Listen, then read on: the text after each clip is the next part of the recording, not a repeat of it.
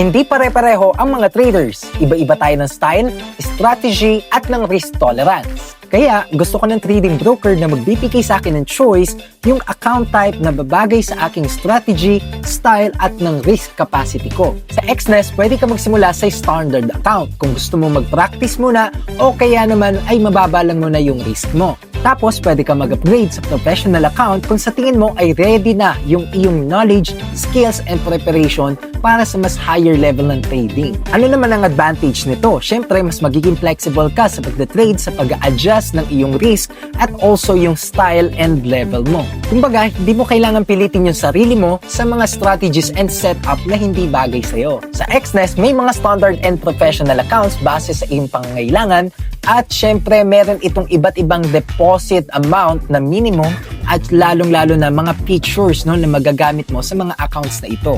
At take note pwede ka magpalit or magdagdag ng accounts anytime. So yun nga, para maibalansin mo yung risk mo, yung strategy mo, at yung style mo ng pagte-trade base sa market conditions. So katulad ako, nagsimula ako sa standard account. Syempre, nung nagpa-practice pa lang ako, nagsisimula pa lang ako, ini-explore natin yung paano ba talaga mag-trade ng tama. And then syempre, paunti-unti, nung natutunan ko na siya, ay nag-transition ako into pro levels account para syempre, mas maraming features at posibleng mas mababa yung spread. But again, depende pa rin yan kung nasang level ka na ngayon at syempre kung ano lang yung risk capacity mo. Kung gusto mo ring malaman kung ano yung account type na fit sa'yo at mas matuto pa, nasa bio ko ang link or simply scan this QR code. Once again, I am the Estudiante Trader. I am born to trade and see you on our next episode.